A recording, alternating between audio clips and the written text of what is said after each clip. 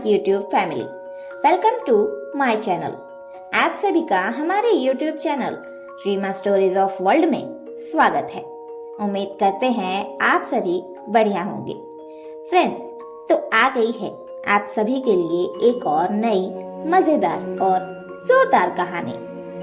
तो कहानी शुरू करने से पहले अगर आपने हमारे चैनल को सब्सक्राइब नहीं किया है तो अभी कर ले और बेल आइकन दबाना बिल्कुल भी ना भूलें ताकि हमारे हर न्यू वीडियो की नोटिफिकेशन आपके पास सबसे पहले पहुंचे। तो चलिए आपका ज्यादा समय न लेते हुए कहानी शुरू करते हैं। नानी की जादुई अलमारी। आभा अपनी नानी की इकलौती नातिन थी। सारी वसीयत जमीन जायदाद उसी के नाम पर था। कहानी में ट्विस्ट तो आगे है, आइए अब शुरुआत करते हैं। आभा अपने माता पिता के साथ शहर में रहती थी, लेकिन वो हर गर्मी की छुट्टियों में अपने माता पिता के साथ अपने नानी के घर जरूर जाती थी। उसे वहाँ बहुत अच्छा लगता था, खासकर अपनी नानी के साथ बैठकर। वो अपनी नानी से हमेशा एक सवाल करती थी, नानी, ये अलमारी ऐसी कैसी अलमारी है जिसे आप कभी खोलती ही नहीं? और इसकी नानी जवाब देती थी, बेटा, ये अलमारी खोलती हूँ ना, पर तब जब मुझे इसकी बहुत ज़रूरत होती है, जब तुम्हारे मामा मामी मुझे खाना नहीं देते, तब खोलती हूँ। आभा पूछती है, क्यों नानी? नानी ने कहा, अरे बेटा, अभी तो बच्ची है, तू ये सब जानकर क्या करेगी? लेकिन हाँ, एक बात याद रखना, कभी किसी को बताना मत कि ये अलमारी मैं तब खोलती हूँ जब तेरे मामा मामी मुझे खाना नहीं देते। आभा कहती है, ठीक है नानी, पर मुझे भी इसकी एक चाबी दे दीजिए, कभी मैं भी खोलूंगी। नानी कहती है, ठीक है बेटा, सही वक्त आने पर दे दूंगी। इस साल फिर से गर्मी की छुट्टियों में आभा अपनी नानी के घर जाती है और नानी से चाबी मांगती है। इस बार नानी ने उसे चाबी दे दी और साथ ही एक शर्त रखी, बेटा, वादा कर, तू इस अलमारी को तभी खोलेगी जब मैं इस दुनिया में नहीं रहूंगी। लेकिन हाँ, जब भी खोलना इसे अकेले में खोलना। आभा ने वादा किया। कुछ साल बीत गए। आभा उस चाबी को संभाल कर रखी रहती है। हर गर्मी की छुट्टियों में वो अपनी नानी के पास जाती और वापस आ जाती। अब वक्त बहुत आगे बढ़ चुका था। उसकी नानी बहुत बूढ़ी हो चुकी थी। इस बार आभा की नानी गर्मी की छुट्टियों में ही आभा के सामने ही गुजर जाती है। आभा को बहुत दुख होता है। आभा के माता पिता की हालत भी बहुत बुरी होती है, पर आभा के मामा मामी बिल्कुल अच्छे नहीं होते। बहुत बुरे लोग थे वो लोग। अब उसकी नानी का सब काम काज होने के बाद आभा को याद आया कि नानी ने कहा था कि जब भी तुझे ज़रूरत हो तब इस अलमारी को अकेले में खोलना और जब मैं गुजर जाऊं तभी खोलना।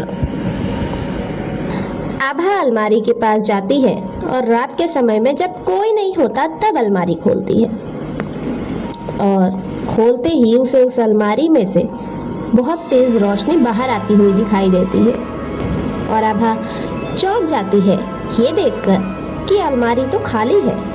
फिर दादी इसे लॉक करके क्यों रखती है?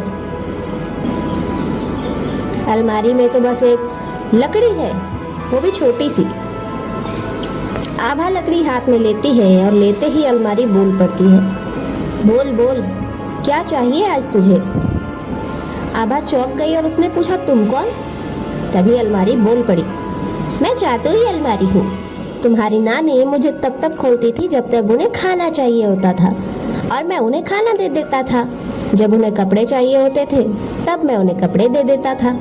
तुम मुझसे जो मांगोगी मैं वो दे सकता हूँ, बस प्रकृति से विपरीत कुछ मत मांगना। आभा खुश हुई और कहने लगी, क्या सच में ऐसा है? तो फिर इस अलमारी के बारे में मुझे आज तक पता क्यों नहीं चला? तब अलमारी ने बताया, जिस दिन मेरे बारे में किसी दूसरे या तीसरे को पता चल जाएगा, एक वक्त पर मेरे बारे में अगर कोई 2 लोग जान गए, उसी दिन से मेरी शक्तियाँ कम हो जाएंगी और मैं पहले जितना योग्य नहीं रहूंगा। आभा समझ गई। उसके मामा मामी की लापरवाही की वजह से ही उसके नानी की मौत हुई थी। आभा इस बात से नाराज थी। उसने अपने मामा मामी को बहुत समझाया, अभी भी वक्त है। मेरे मम्मी पापा इस घर के बेटी और दामाद हैं। मामा मामी, आप लोग उनकी इज्जत करिए, वरना मैं आप लोगों को नहीं छोड़ूंगी। पर उसके मामा मामी कहाँ अपनी हरकतों से बाज आने वाले थे। वो सबको परेशान करते थे। उनको सबक सिखाने के लिए आभा के पास इस जादुई अलमारी का ही तो सहारा था। वो आती थी, जादुई अलमारी से कहती थी कि मामा मामी को मारना है। बस जादुई अलमारी अपना काम कर देती थी। वो आती थी, कहती थी कि मामा मामी को परेशान करना है, और बस जादुई अलमारी अपना काम कर देती थी। अब उसके मामा मामी सोच में पड़ गए। आखिर आभा के पास इतनी शक्तियाँ कहाँ से आई कि वो हमारे साथ इतना परेशान और हमारे साथ इतना बुरा सलूक कर रही है। वो फेर में पड़ी ये जानने के कि ऐसा क्या हाथ लग गया आभा के, पर उन लोगों को कुछ पता नहीं चल पाया, क्योंकि आभा बहुत सयानी थी। उसने उन्हें समझाया कि नानी की जो प्रॉपर्टी है वो मेरे नाम है। अगर मेरे साथ प्यार से नहीं रहोगे तो तुम्हें उसमें से एक फूटी कौड़ी भी नहीं दूंगी। अब इस लालच में उसके मामा मामी बहुत प्यार से रहने लगे, लेकिन उसे ऐसा नहीं चाहिए था कि वो लालच में उसकी सेवा करे। आभा को चाहिए था कि वो सच में सुधर जाए और सुधर कर सबसे प्यार करे, आभा के माता पिता से भी और आभा से भी। आभा ने बहुत समझाया पर वो नहीं समझे। उन्होंने धोखे से आभा से साइन करवा लिया और सारी प्रॉपर्टी अपने नाम करवा ली। उसके बाद आभा और उसके माता पिता को घर में नौकर बनाकर रखा। ये चीज आभा को पसंद नहीं थी। आभा बहुत दुखी हो गई कि उसके माता पिता को किसी ने नौकर बना लिया। अब तो आभा चुप नहीं रहेगी। वो जादुई अलमारी के पास गई और उससे ढेर सारे पैसे मांगे। जादुई अलमारी ने उसे पैसे तो दे दिए। अब आभा ने आकर अपने मामा मामी से कहा, मुझसे ज्यादा अमीर तो आप लोग हो नहीं। अब बताओ कि मेरे से पैसे चाहिए तो मेरी प्रॉपर्टी मेरे नाम करो, वरना ये पैसे आप लोगों के हाथ से चले जाएंगे। आभा के मामा मामी ने धोखे से वो भी छीनने की कोशिश की। आभा बहुत थक गई। अब उसने लड़ना छोड़ दिया, पर जादुई अलमारी ने अपना जलवा दिखा दिया। जादू से पता नहीं कहां से ढेरों सारे लकड़ी डंडे आ गए और उसके मामा मामी को पीटने लगे। उसके मामा मामी उसी मार में सुधर गए और अपनी सारी प्रॉपर्टी आभा के नाम कर दी और उसके माता पिता की भी भरपूर इज्जत करने लगे। तो फ्रेंड्स, ये थी हमारी आज की कहानी।